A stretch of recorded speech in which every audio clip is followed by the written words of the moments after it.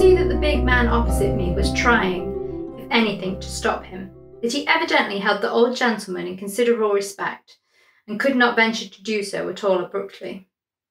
And the little priest at the other end of the table, though free from any such air of embarrassment, looked steadily at the table, and seemed to listen to the recital with great pain, as well he might. "You don't seem," I said to the narrator, "to be very fond of the Exmoor pedigree." He looked at me a moment, his lips still prim, but whitening and tightening. Then he deliberately broke his long pipe and glass on the table and stood up, the very picture of a perfect gentleman, with the flaming temper of a fiend.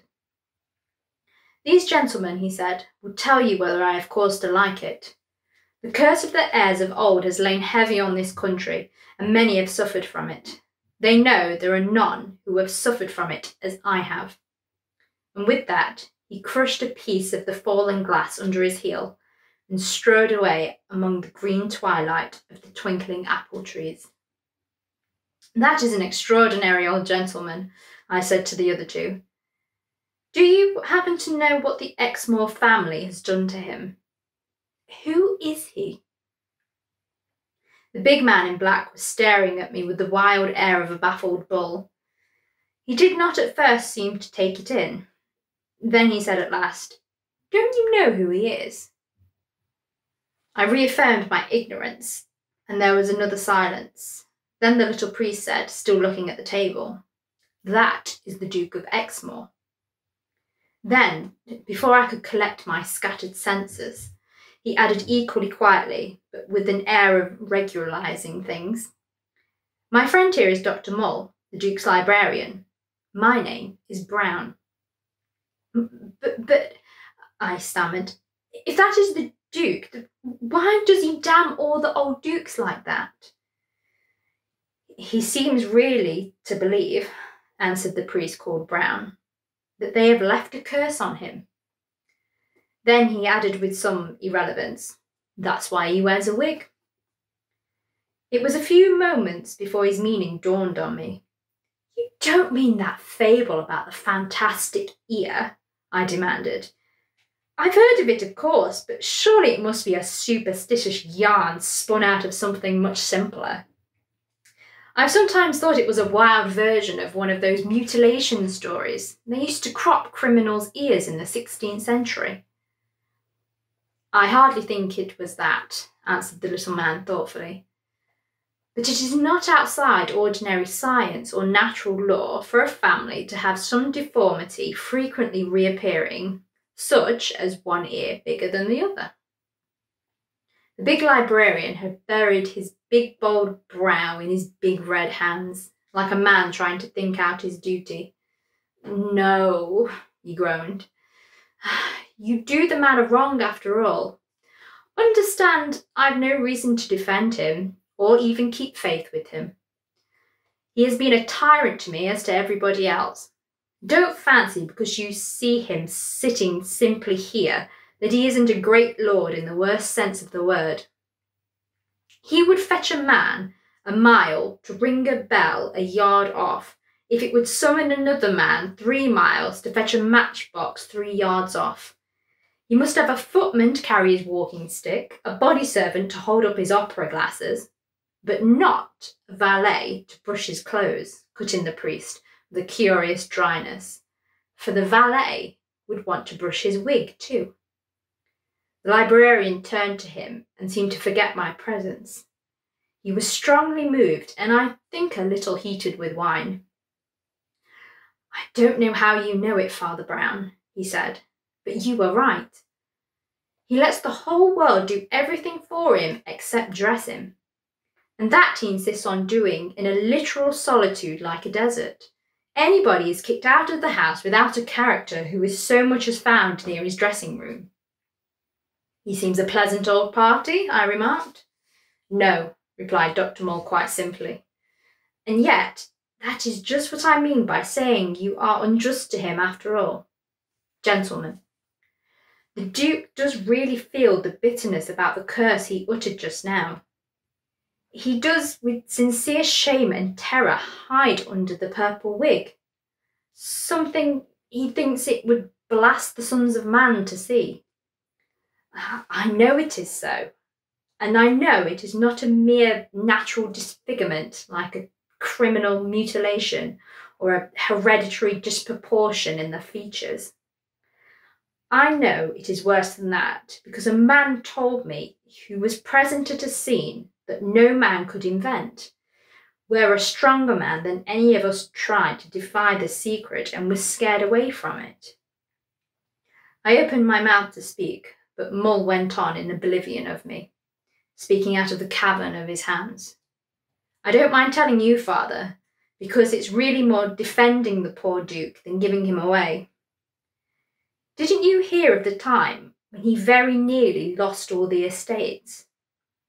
The priest shook his head, and the librarian proceeded to tell the tale as he had heard it from his predecessor in the same post, who had been his patron and instructor, and whom he seemed to trust implicitly.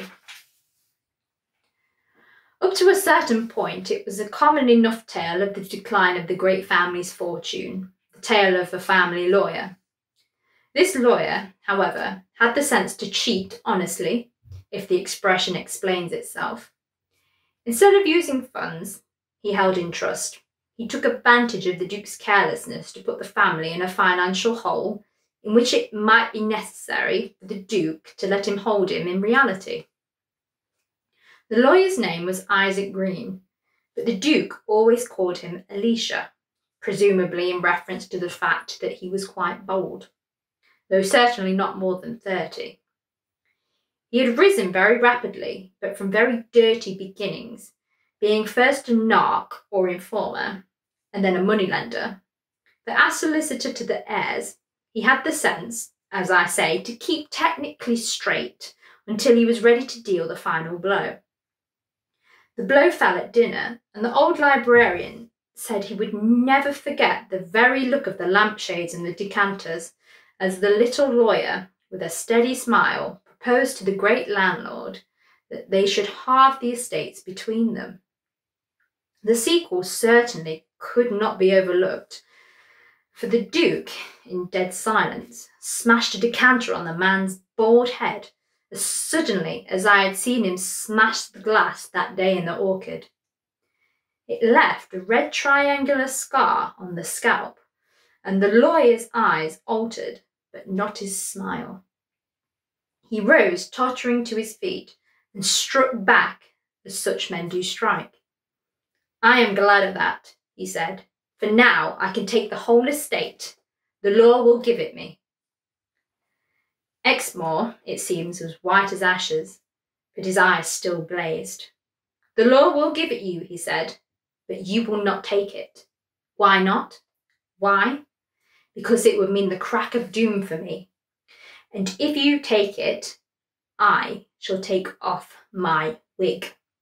"Why, you pitiful, plucked fowl.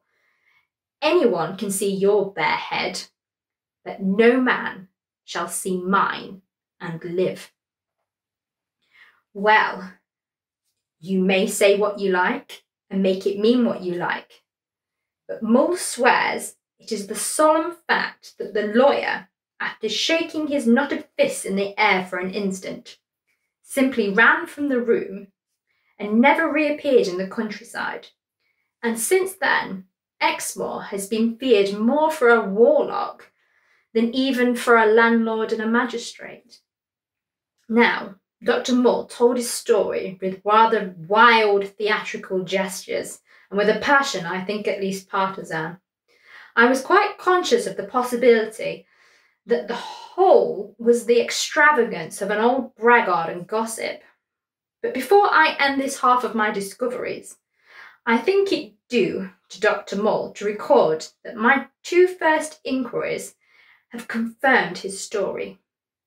I learned from an old apothecary in the village that there was a bald man in evening dress, given the name of Green, who came to him one night to have a 3-cornered cut on his forehead plastered. And I learned from the legal records and old newspapers that there was a lawsuit threatened, and at least begun, by one Green against the Duke of Exmoor. Mr. Nutter, the Daily Reformer, wrote some highly injurious words across the top of the copy, made some highly mysterious marks down the side of it, and called to Miss Barlow in the same loud, monotonous voice, "Take down a letter to Mr. Finn. Dear Finn, your copy will do, but I have had to headline it a bit, and our public would never stand a Romanist priest in the story. You must keep your eye on the suburbs. I've altered him to Mr. Brown, a spiritualist. Yours, E. Nutt."